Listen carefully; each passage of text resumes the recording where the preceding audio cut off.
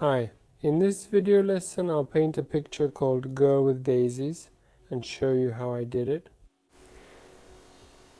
The idea is that we'll be painting using spots. I've mixed the main color, which is based on the basic white, yellow and red. That's a peach color.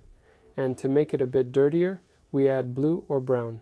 In this case, I added a little brown and a bit of burgundy and got a kind of dirty color, like a dirty ochre. So, after I painted the spot for the face, I started adding darker shadows to find the volumes and shapes of the main face.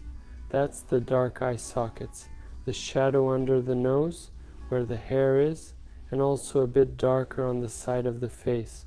I also sketched in a bit of the hair.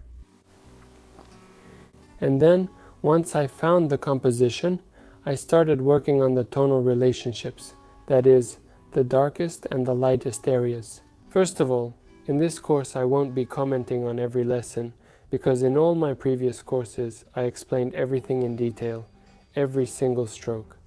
Well, now I think there's no point in explaining exactly how and why I add each color, because I think it will be clear to you anyway.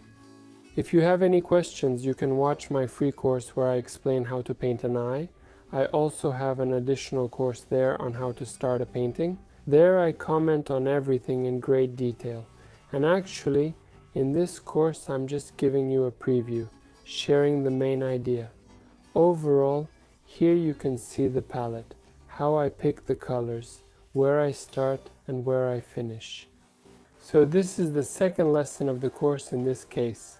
You can already see the base of the painting, the girl is already there, the volumes are already there. Look, it's already here. And the shades are cool, mainly because the girl is leaning, turned away from the light, turned toward the flowers, and in the light. The lighting itself is warm, but in the shadows it's cool. There's a rule in painting: if the light is warm, then the shadows are cool. So, the girl's face is mostly cool right now, but you can see warmer colors on her forehead, the tip of her nose, and on her right cheek. In this case, I'm still refining the form, even though the form is already good and I like it. Here, tonal work is important as well. Don't rush into detailing. It's important to understand, for example, look at the shadow from the hair on the left side of the forehead, how dark it is, so that it doesn't sink too deep, but at the same time it shouldn't be pale or look separate from the forehead. Then the eye sockets shouldn't be too dark or too light, otherwise there won't be any volume. How do you know if it's too much or not enough? Compare and check.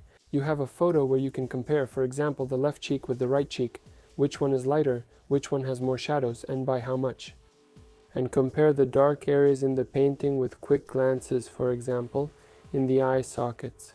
Also compare how much darker or lighter they are, like the shadows on the forehead, the shadows on the left cheek, or the shadows under the nose.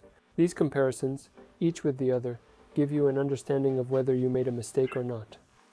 It might be that your entire painting as a whole is a tone darker or lighter, but if all the parts are relative to each other,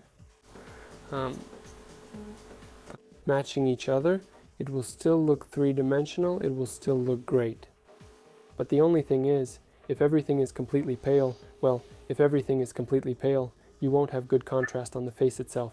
That is, the shadows and highlights won't have such a wide range. Look, at this stage I'm slowly starting to add a brighter color.